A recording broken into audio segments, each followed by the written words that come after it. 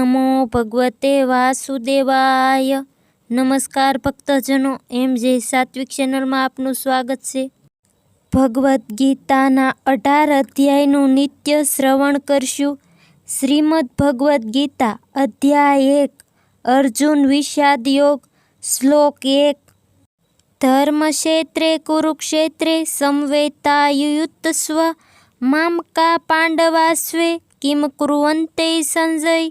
ધૃતરાષ્ટ્ર બોલ્યા, હે સંજય, તીર્થભૂમિ કુરુક્ષેત્રમાં યુદ્ધ કરવાની ઈચ્છાથી એકત્ર થયેલા મારા તથા પાંડુના પુત્રોએ શું કર્યું?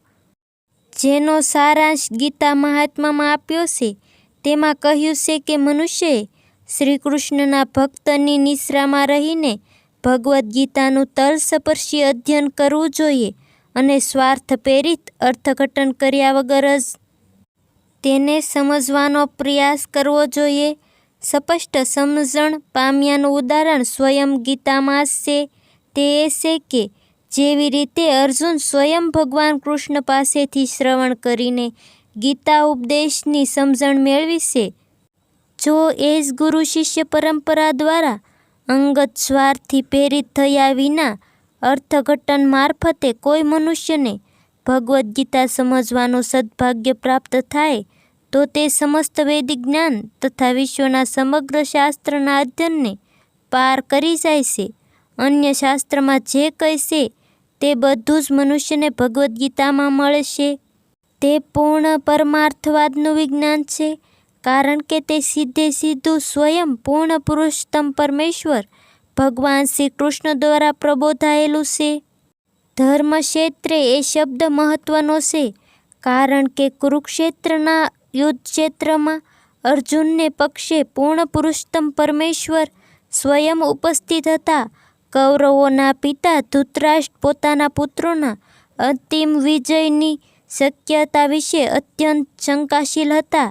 તેની આવી શંકાને કારણે તેમણે પોતાના સચિવ સંજયને પૂછ્યું, મારા પુત્રો અને પાંડુના પુત્રો શું કર્યું? તેમને ખાતરી હતી કે પોતાના પુત્રો તથા નાના ભાઈ પાંડુના પુત્રો એમ બંને પક્ષે કુરુક્ષેત્રની યુદ્ધભૂમિ પર નિશ્ચયપૂર્વક સંગ્રામ કરવા માટે એકત્ર થયા હતા।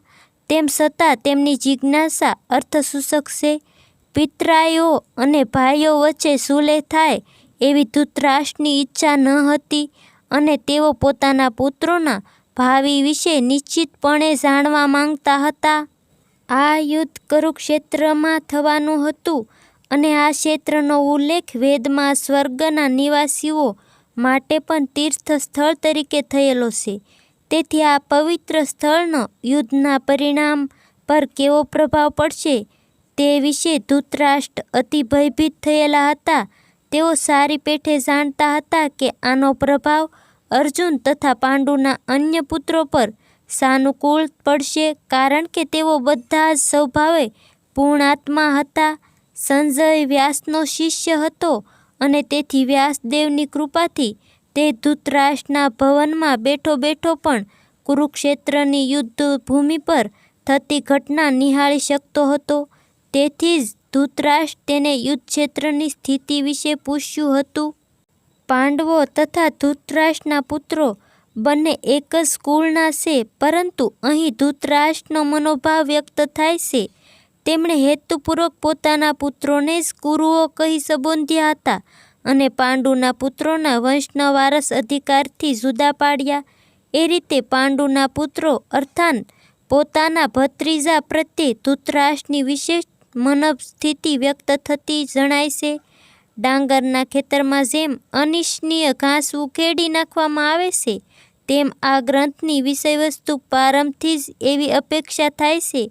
જ્યાં ધર્મના પિતા શ્રી કૃષ્ણ ઉપસ્થિત હતા, ત્યાં કુરુક્ષેત્ર રૂપી ક્ષેત્રમાં દુર્યોધન આદિ ધૃતરાષ્ટ્રના પુત્રોરૂપી અનિચ્છનીય સોળના નિંદામણના સમૂળ વિનાશ થશે અને યુધિષ્ઠિર આદિ સર્વથા ધાર્મિક પુરુષોની સ્થાપના કરવામાં આવશે। અહીં ધર્મક્ષેત્રે તથા કુરુક્ષેત્રે શબ્દોની તેમને ઐતિહાસિક તથા વૈદિક મહત્વ ઉપરાંત આ જ સાર્થકતા છે। વિડીયો જોવા બદલ ખૂબ ખૂબ આભાર, ધન્યવાદ। આપ સૌ હરિભક્તને મારા જય દ્વારકાધીશ।